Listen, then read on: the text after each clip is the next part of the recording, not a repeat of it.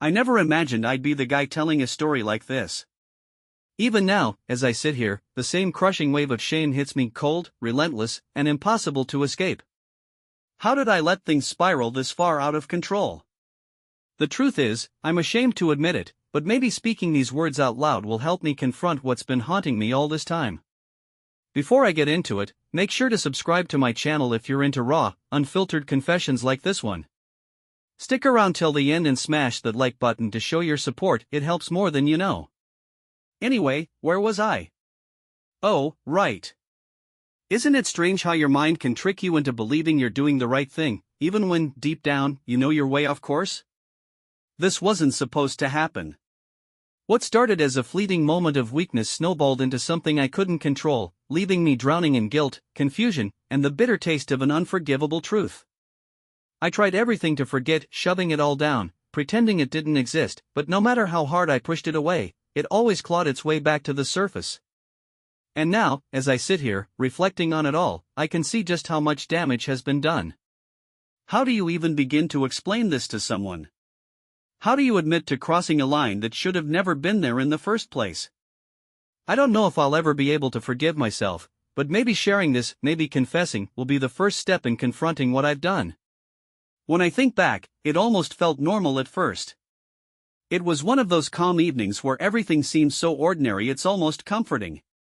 My mom had just finished cooking dinner, and the three of us, her, Derek, and I, sat around the table. There was laughter, casual conversation, the usual clinking of forks on plates. For a brief moment, it felt like we were just your average family. But if I'm being honest, I think I knew even then that something was off. It was subtle at first, just a small shift, easy to dismiss as nothing. But I could feel it, this quiet tension between Derek and me. I'd catch myself watching him out of the corner of my eye, noticing the way he laughed at my mom's jokes or how his smile caught the light just so. I tried to shake it off, brushing aside the strange feeling creeping up my spine, but it wasn't easy. Something had changed. I couldn't put my finger on it, but the air between us wasn't the same anymore, and it left me uneasy in ways I didn't want to acknowledge. The moment my mom left for one of her usual business trips, the balance in the house shifted. Standing in the doorway, I watched her car pull out of the driveway, and for the first time, I felt the emptiness settle in, a quiet, heavy absence. And then it was just Derek and me. At first, it was nothing, just awkward small talk about our days and what to do for dinner. But the space between us felt different, almost charged. I noticed how his hand would brush against mine when we both reached for something, or how his gaze seemed to linger a beat too long when our eyes met. It was subtle, but it was there, and it made my heart race in a way I wasn't ready to face. I kept telling myself it was nothing, but those little moments stuck with me, replaying in my mind like a broken record I couldn't shut off. And then one day, Derek walked into the kitchen, casual as ever, but this time, he wasn't wearing a shirt. I froze. Time seemed to slow down as my eyes traced the lines of his back, the way the sunlight hit his skin. I wasn't prepared for the reaction it stirred in me, and I hated how it rattled me. He didn't seem to notice, but I stood there like a deer in headlights, heat rising in my chest, my breath catching just a little too long. I told myself it didn't mean anything, that it was just Derek, my mom's boyfriend, the guy who'd been in my life for years. But deep down, I knew better. It wasn't nothing. Not anymore. Later that evening, as I stood over the stove stirring dinner, the silence in the room felt suffocating, like the air itself had grown heavier. The house seemed smaller somehow, the walls almost pressing in on me. I had thrown on a light, sheer top earlier, nothing out of the ordinary, but tonight, it felt different, almost as if I'd chosen it on purpose. When Derek stepped into the kitchen, his eyes caught mine, and for just a second, everything seemed to stop. The look was fleeting, but it left me breathless. The tension in the room thickened instantly, unspoken, undeniable, and impossible to ignore. It felt like every hidden thought and buried emotion had suddenly surfaced, hanging between us like a storm cloud. We didn't say a word about it, but we both knew. That silence, it was heavier than any conversation we could have had. The words we didn't dare to say held more weight than anything spoken aloud. The air in the room felt dense, almost tangible, as if the space itself was alive with something unsaid. I wanted to break it, to say anything that might relieve the unbearable tension, but I couldn't. I was paralyzed, terrified of what might happen if I opened my mouth. What was happening between us? Why couldn't I shake this overwhelming feeling? It didn't make sense, there was no reason for me to feel like this. Everything about the moment was wrong, yet it felt charged in a way I couldn't explain. Earlier that day, it had been so ordinary, just another cold afternoon as I went about my business, my thoughts drifting to the usual mundane things. But then it happened. I was walking, not paying much attention, when I accidentally bumped into Derek. It wasn't a big deal, a brief, clumsy collision, but it threw me off balance for a moment. I stumbled back, my cheeks flushing with embarrassment as I tried to laugh it off. Then my keys slipped out of my hand, clattering to the ground a few feet away. I muttered a quiet curse under my breath, bending down to grab them, but so did Derek. Our hands brushed as we both reached for the keys, and in that instant, something shifted. It was just a touch, a split second of contact, but it felt like lightning had struck. A spark shot through my fingers, warm and electric, spreading up my arm in a way I wasn't ready for. My breath hitched, and before I could stop myself, my eyes lifted to his. Time seemed to freeze. The world around us went silent, and for a moment, it was just the two of us locked in that shared glance. His eyes lingered on mine longer than they should have, and in that quiet connection, I saw something I couldn't name, a flicker of emotion that sent a shiver racing down my spine. It wasn't just a casual brush of hands. It was something deeper, something neither of us was willing to admit, even to ourselves. The air between us grew heavier, charged with an unspoken understanding that neither of us could put into words. We both pulled back quickly, almost too quickly, as though the touch had burned us. I forced a smile, trying to brush it off as nothing, but inside, my heart was racing. My mind buzzed with questions I didn't want to answer. Why had that moment felt so significant? Why did it feel like everything had changed with something as small as a touch? That night, the temperature plummeted, and the bitter cold seemed to seep into the house. Out of nowhere, the power went out, plunging everything into darkness. At first, I thought it was just a minor inconvenience, but the silence that followed felt different, heavier, almost alive. Derek and I ended up in the living room together, the dim light from the snow-covered window casting faint shadows around us. The house, now engulfed in darkness, felt both vast and oddly intimate at the same time. The quiet was deafening, wrapping around us like a thick blanket, leaving no room for escape. The absence of the usual hums and whirs, appliances clicking on, the faint buzz of the refrigerator left an almost eerie stillness in the house. Every sound felt amplified, the quiet rustle of fabric as one of us shifted, the soft rhythm of our breathing in the cold, dark room. It was like the silence stripped away everything unnecessary, leaving just the two of us exposed, the air heavy with something I didn't want to name. Our hands reached for the same blanket at the same time. Fingers brushed, and I let out a nervous laugh, awkward and much too loud for the moment. "Guess we're sharing this," Derek said, his voice low, warm, and unexpectedly gentle. I nodded but couldn't manage a single word. It was just a blanket, just two people trying to stay warm on a freezing night. That's all it was supposed to be. But when he sat next to me, pulling the blanket around us, it felt like the distance between us collapsed entirely. The closeness wasn't just physical, it carried a weight I couldn't ignore, something deeper that made my pulse race and the air feel unbearably thick. The soft flicker of the candlelight caught his face, highlighting his sharp features in a way that made him seem impossibly close, almost too real. Shadows danced across his skin, revealing parts of him I wasn't sure I was ready to see. I stared, unable to look away this time. For the first time, I truly looked at him, really looked, and when his eyes met mine, I felt like I couldn't breathe. We weren't just sitting together anymore. We were sharing something deeper, an unspoken connection that neither of us could deny. The silence between us stretched, full of meaning and tension, until his voice broke it. "What do you think about when you're alone like this?" Derek asked, his tone casual on the surface but laced with something heavier, something that stopped me cold. I hesitated, unsure if I wanted to let him see that part of me. But the closeness, the darkness, the quiet vulnerability of the moment, it all felt like too much to fight.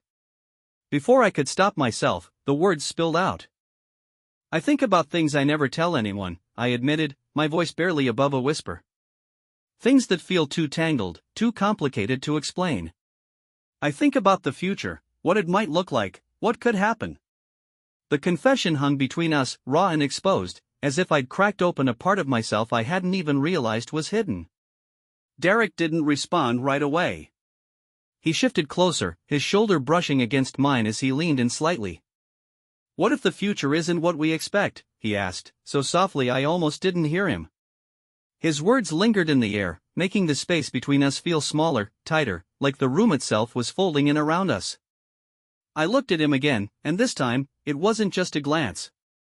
It was as though we were seeing each other for the first time, understanding things neither of us dared to say out loud.